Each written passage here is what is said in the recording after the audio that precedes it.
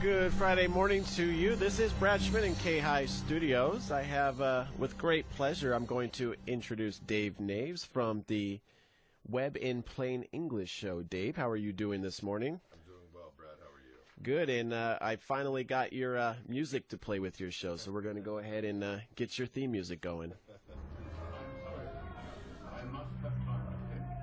I'm a big Jamiroquai fan. If anybody's interested, the reason I have this music playing in the background is because it's very nerdy, and this is the music that was played on Napoleon Dynamite when Pete Murray danced to it. That makes total sense.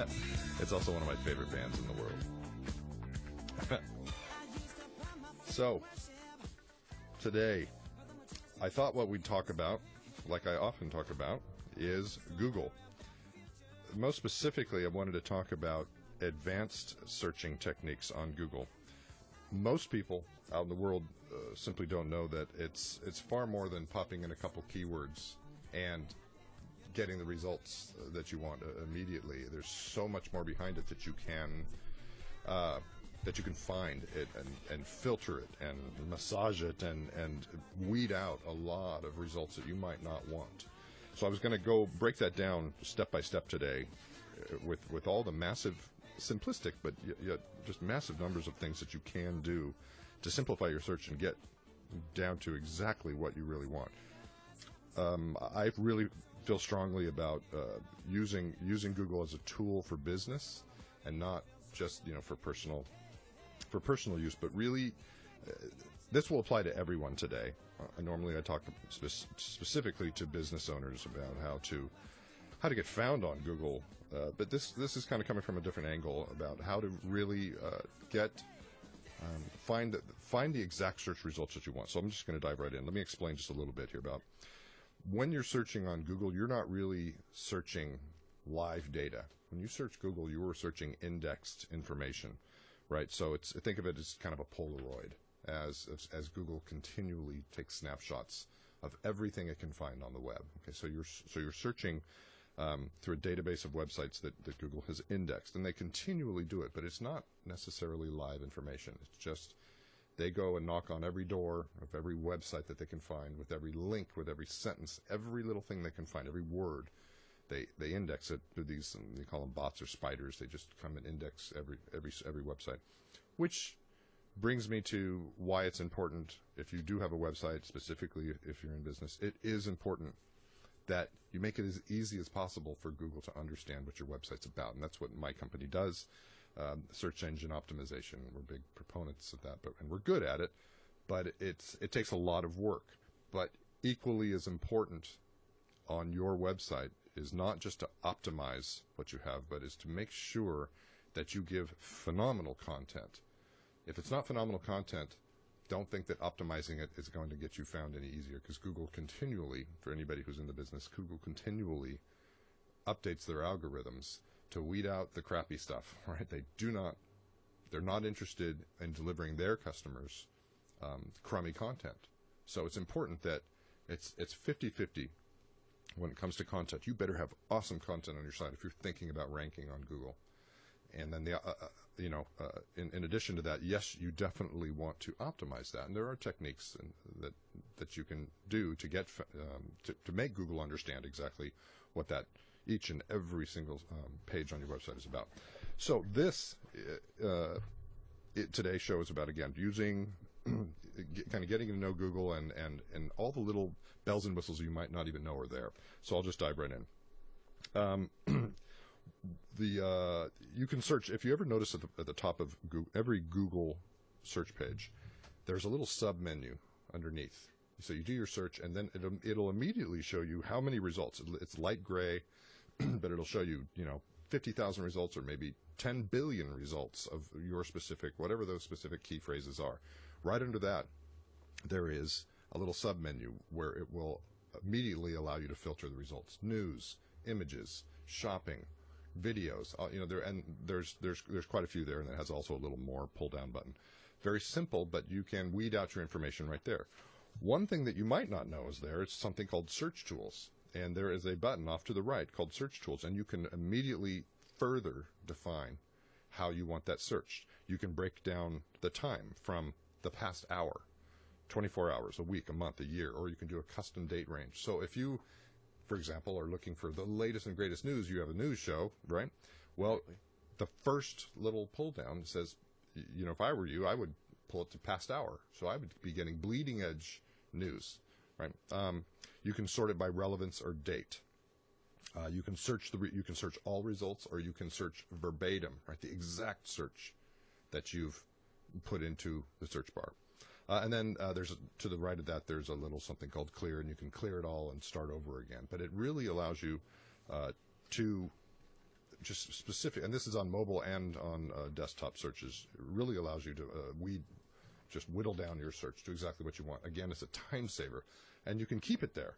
So, and it's literally an infinite number of combinations you can create for yourself to find that information, whatever's important to you. Let's go right into here. You'll also notice Google makes all of its money, $60 billion a year, on their advertising. So typically you'll see top 4 results now. There's nothing on the right. They took out all of this, the advertising on the right, so it's top and bottom. So you'll see a few advertisements on the top and a few advertisements on the bottom. That was a big change, just happened a couple of weeks ago. What is the purpose of? I don't understand why not on the right, top, bottom. What? Well, that was up to Google. They made a major change. It used to be that you'd have, you know, for people that don't ever want to deal with trying to rank their site, they just throw money at Google and hope they get their advertisement found. But as I say, that will get you in the lowest 4 percentile. Okay. But they decided that their users, I guess, were complaining about too much information off to the right, so they wanted it cleaner. And now they've actually found that the bottom of the page has become very popular, right, of advertisements. Believe it or not, you would think the top is the most important, but 96% of people, their users, they know that don't even want to see the advertisements, right? They want to see what we call organic results. That's a different show. I'll go over that. Let me see. Let me just jump into here. Some of the stuff you can. Did you ever notice the little button that says, "Do you feel lucky? Or are you feeling lucky?" I have, but I'm not sure that I feel lucky too often. What that is, all that is, it's Google will send you straight to the web page that it thinks it's most relevant based on your search. So essentially, it's the first search result, the first organic search result. Often it's Wikipedia if you're looking up specific something or other. So they're just trying to avoid a lengthy search for you and save you time. Right. They constantly are updating those algorithms, trying to figure out what you really want.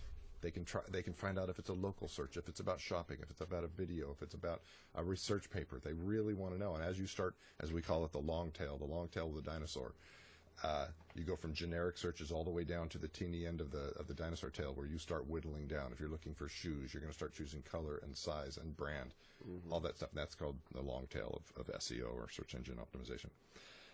Did you know you can search for file types?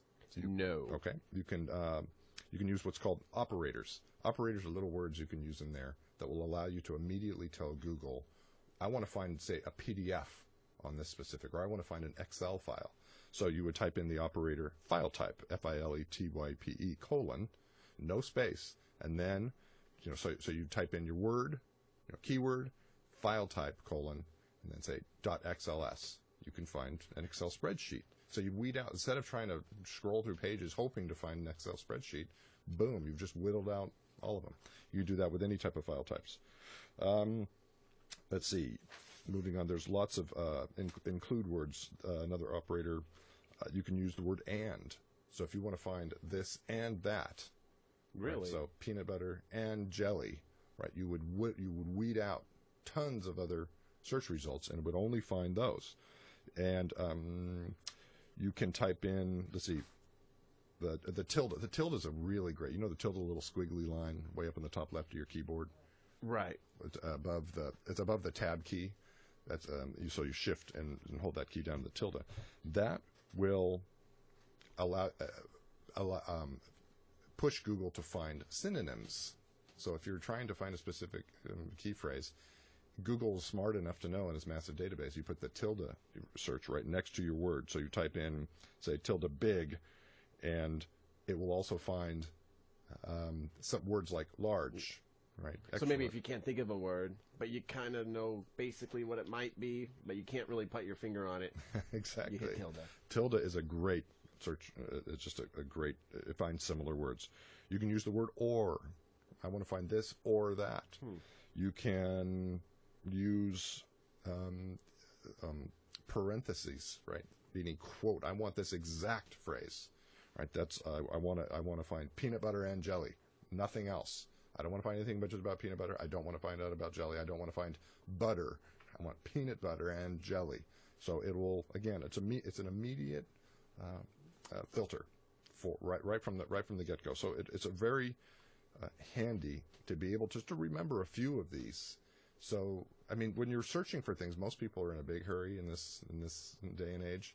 You want to find what you want to find, and you want to get in and get out, and you're on your way. Well, Google understands this, and it wants to help you. Well, I mean, if your news show starts at 6 a.m., come on. Exactly. You can use the asterisk as a wild card, right? So if you want to search for live a life, Google will it will be just a wild card, meaning anything else within that search, right? Wild card means, throw it out there, everything. So that's another great little tip there.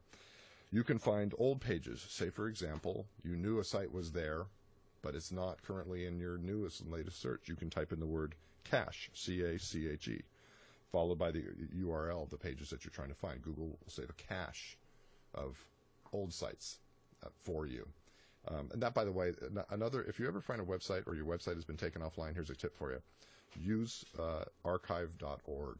It's a great website. I had to do it the other day for a customer that forgot to pay his hosting bill. His website went offline, and all of his old stuff was gone. Archive.org will take snapshots of websites. Wow. This is off topic, but since we mentioned cache, it will keep all old sites for you. Just for free. It's a free little service out there. Let's see. You know that Google can just do simple mathematical calculations online. You can just type in the search bar. You don't even need to go to Google. You just type it in the, if you're using, especially Chrome, what do they call it? The everything bar. I forget what they call it. You can just type in, the search bar, you just put in just type 6 times 6. Right, exactly. And it will come up, do mathematical calculation. You can even convert things. There's tons of things. Oh, that's a good one. Conversion. You can just translate. Hi, I'm Dave. Spanish, English. Really? Boom, absolutely. You can. Here's one that I use often. A lot of folks, especially when you go shopping, you go to the website and you try to start finding stuff. Well, you know what? Google has already found everything that store offers. So what you can do in the Google search bar is type in, say you're searching for shoes, right? Manolo blue size 7, blah, blah, blah. Then you type the word site, Zappos.com. Boom. Google will only show you results from Zappos based on that exact search. So you're whittling out all the other stores. Or you say you're searching for, flamethrower site, Amazon.com. If you know you only want to shop at Amazon, well, then you're not going to search the entire web for everything else. So if you have your favorite store, you can use the search for that specific URL. You can do domains only. Domain is a domain name. I'm going to whittle through here because I'm running out of time always. You can do domains only. So if you only want to find government sites, for example, do your search and then type in site.gov, and it'll only show you results from government sites, with the suffix, with the extension .gov. Let me jam as fast as I can here. I think I've covered a lot of it. I have a quick question. Sure. So what is the main? Because when I love Google, I've always used Google, but what's another search site that people use? Another popular one? Maybe Bing. Yeah, Bing. Yeah. So that comes up on my work computer, and it just doesn't make any sense to me. Yeah. What's the big difference? Why does Bing not make any? Why can't I ever find stuff with Bing? That's a good question. Because Microsoft sucks. Okay. No, because Google for years has been whittling away at Microsoft and disseminating their, just killing them. Because they care the most about search. So leave you with a thought. Save time with advanced search using Google techniques. Next week, how to make money using Amazon Associates. Find me on DaveWorks.net. You're listening to the voice of the foothills, AM 950, KAHI, Auburn, and online at KAHI.com.